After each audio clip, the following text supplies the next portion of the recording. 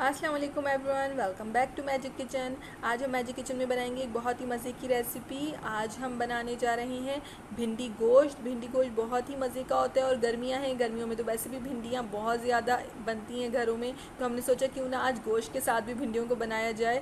चलें फिर जल्दी से अपनी रेसिपी की तरफ चलते हैं, लेकिन उससे पहले मेरे चैनल को सब्सक्राइब कर लें और बेल का आइकन दबाना मत भूलें ताकि आइंदा आने वाली हर वीडियो की नोटिफिकेशन आप लोगों को मिलती रहे।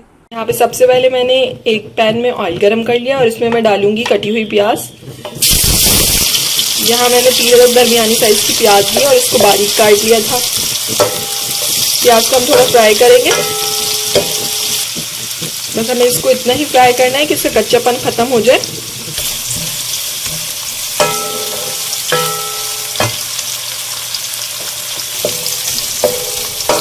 यहाँ हमारी प्याज थोड़ी सी फ्राई हो गई है और इसका कच्चापन खत्म हो गया बिल्कुल, हमें इसको ब्राउन करना भी नहीं है।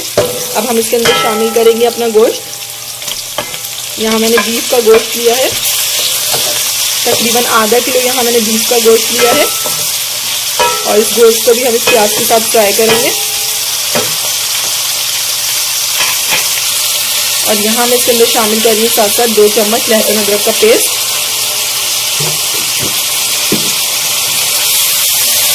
लहसुन अदरक के पेस्ट से हमारी जो गोश्त की स्मेल है वो नहीं रहती है।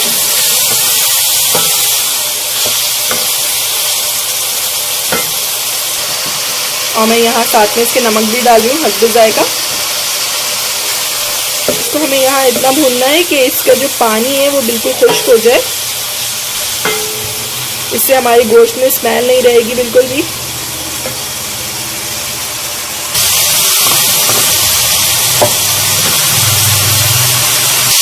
देखिए यहाँ हमारा गोश्त का पानी खुश्क हो गया है।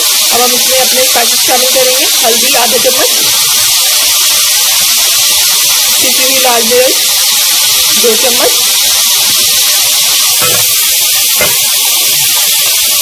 और साथ में ही धनिया पाउडर 2 चम्मच।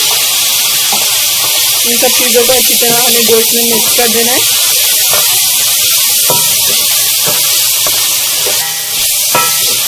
इन सारे मसालों को भी हम गोश्त के साथ अच्छे से भूनेंगे।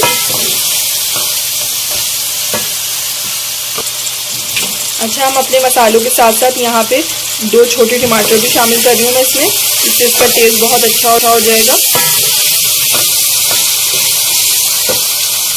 बस छोटे टमाटर थे तो मैंने इसको ऐसे ही डाल दिया, अगर आपके टमाटर बड़े हो तो आप उसको काट के भी डाल सकते हैं। और अब मैं इसमें शामिल करूँगी पानी।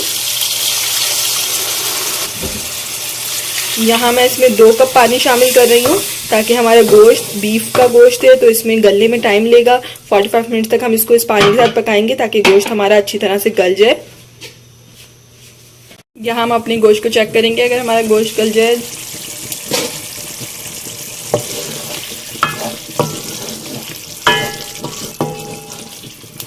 गोश्त हमारा गल चुका है, लेकिन इसमें थोड़ा सा पानी बाकी है। हम इसको अच्छे से भूनेंगे कि हमारा पानी भी खुश्क हो जाए।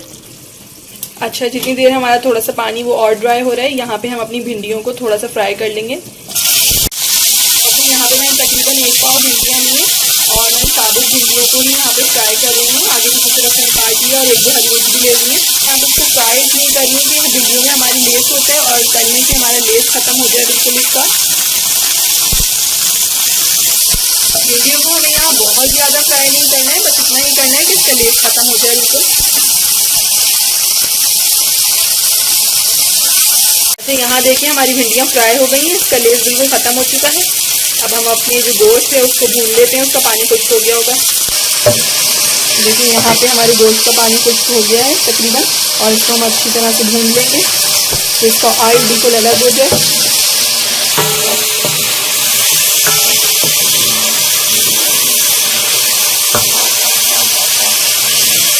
गोश्त को यहाँ मैं अच्छी से भून रही हूँ। अच्छा, गोश्त को मैं यहाँ 5 मिनट तक भूनती रहूँगी।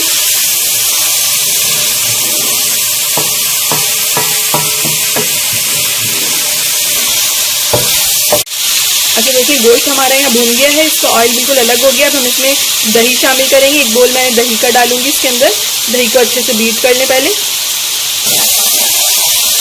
दही से हमारी भिंडियों का लेस भी ख़त्म हो जाएगा। वैसे तो हमने फ्राई करनी है, लेकिन दही और डालने से और हमारी भिंडियों का लेस बिल्कुल ख़त्म हो जाएगा।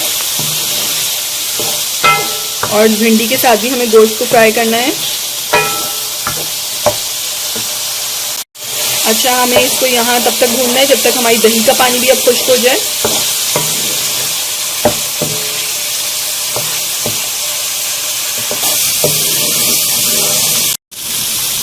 अच्छा देखिए, हमारी दही का पानी भी यहाँ बिल्कुल खुश्क हो चुका है और ऑयल इसका अलग है। हम इसके अंदर अपनी भिंडियाँ शामिल करेंगे जो हमने फ्राई कर रखी थी।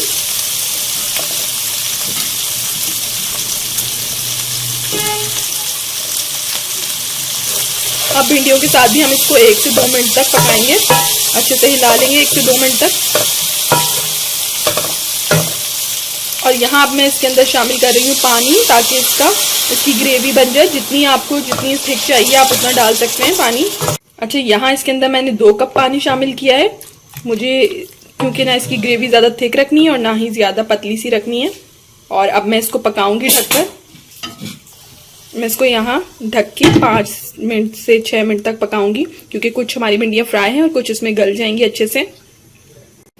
यहाँ हम चेक करेंगे अगर हमारी भिंडियाँ भी इसके साथ गल गई हों। और देखिए, यहाँ पे हमारी भिंडियाँ भी गल गई हैं। और अब हम इसके ऊपर से शामिल करेंगे पिसा हुआ गरम मसाला 1 चम्मच, थोड़ा हरा धनिया और थोड़ी कटी हुई हरी मिर्च। बहुत ही लजीज खुशबू आ रही है इसकी। अब हम इसको डिश आउट करेंगे।